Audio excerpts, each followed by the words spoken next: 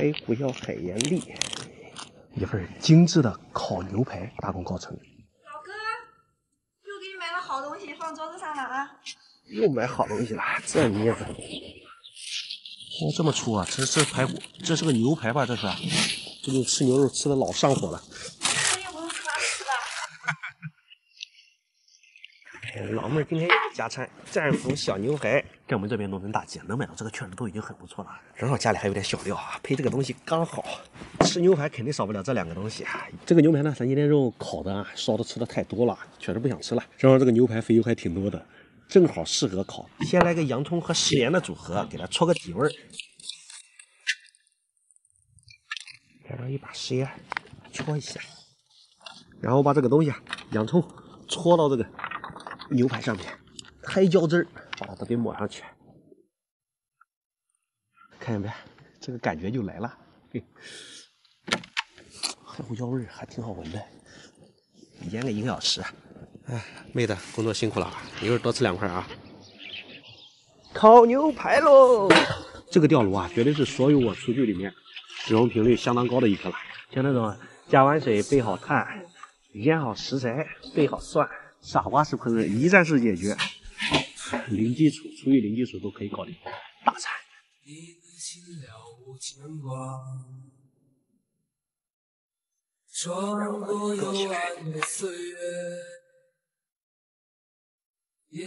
然后烤1个小时应该差不多了。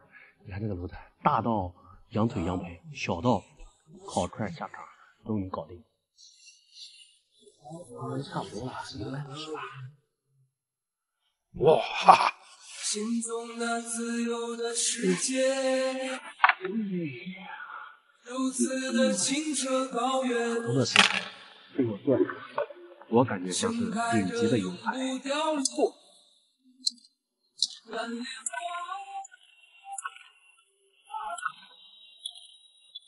一份成功的美食，带有精致的大蒜、黑胡椒海盐粒。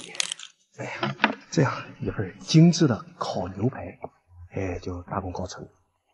秘制小牛排可能可以。哎呀，这黑胡椒汁儿真好闻，很棒。太爽。来上吧，还不要？这个东西配涮更好吃。嗯。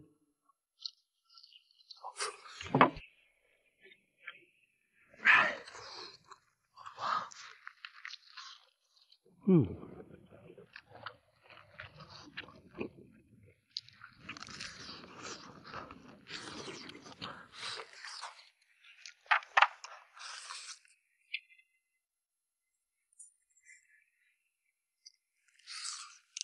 2、4、6，一共6根，我自己一个人吃了5根。